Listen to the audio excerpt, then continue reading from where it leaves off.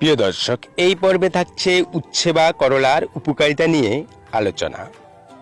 উচ্ছে বা করলার উপকারিতা নিয়ে আলোচনা করার পূর্বে সকলের কাছে বিশেষ অনুরোধ, চ্যানেলটি সাবস্ক্রাইব করে আমাকে সামনে এগিয়ে যাওয়ার জন্য সহযোগিতা করুন।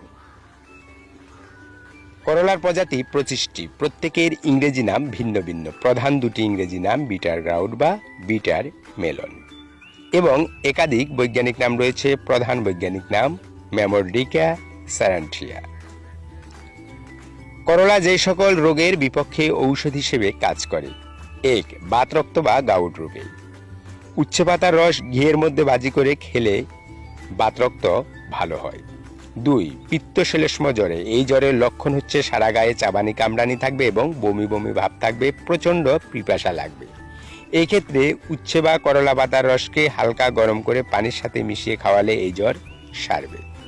3. স্মলপক্স বা বসন্ত রোগে করলা পাতার রস গরম করে খাওয়ালে শরীর থেকে দ্রুত পক্সের গুটিগুলো বের হয়ে যাবে, তাড়াতাড়ি পেকে ফেটে পুঁজ বের হয়ে যাবে এবং খুব দ্রুত শরীর সুস্থ হয়ে যাবে। 4.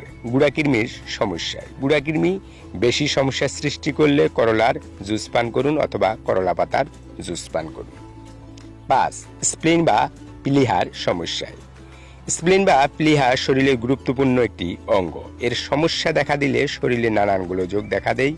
এর সমস্যা দূর করার জন্য করলা পাতার রস 2 চা চামচ করে গরম করে দিন 3 বার খেলে চলবে।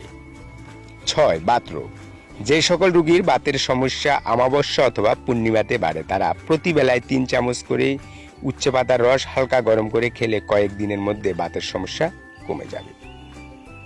7. শরীরে ভিটামিনের অভাব দেখা দিলে পাকা উচ্ছের বীজকে নিয়ে তা থেকে শ্বাস বের করে দুধের সাথে মিশিয়ে খান, এতে ভিটামিনের অভাব পূরণ হবে। 8. অরুচি রোগে, যাদের অরুচিটা রোগে পরিণত হয়েছে তারা এ রোগ থেকে মুক্তি পেতে হলে উচ্ছে বা করলা পাতার রস সকালে 2 চামচ বিকালে 2 চামচ এভাবে সপ্তাহ খেলে খুব ভালো উপকার পাওয়া যাবে। 9. রক্তপিত্তের সমস্যা, রক্তপিত্ত রোগ হলে নাক, মুখ, কান অথবা অন্য কোনো জায়গা দিয়ে আপনা আপনি রক্ত যেতে পারে, এমনকি পায়ুপথ দিয়ে রক্ত যায়, তাতে পাইলস কিংবা আমাশয়ের সমস্যা না থাকলেও। এই সমস্যা দূর করার জন্য উচ্ছে বা করলা ফুলের নির্যাস পান করুন। 10. ক্ষুধামন্দ হয়ে গেলে অথবা পরিপাক শক্তি হ্রাস পেলে বিছি ফেলে দিয়ে করলা জুস পান করুন, তাতে ক্ষুধামন্দা এবং পরিপাক ক্রিয়া ভালো হয়ে যাবে। 11. অ্যালার্জির সমস্যা দেখা দিলে করলা জুস খেলে খুব ভালো উপকার পাওয়া যায়। 12. খুব পুরনো ক্ষত, যেটা পচা ক্ষতয় পরিণত হয়েছে, সেই ক্ষত দূর করার জন্য শেকড় সহ সম্পূর্ণ করলা গাছকে তুলে এনে শুকিয়ে সেখান থেকে পাউডার তৈরি করে সেই পাউডার লাগিয়ে দিলে পুরনো পচা ক্ষত সেরে যায়। 13.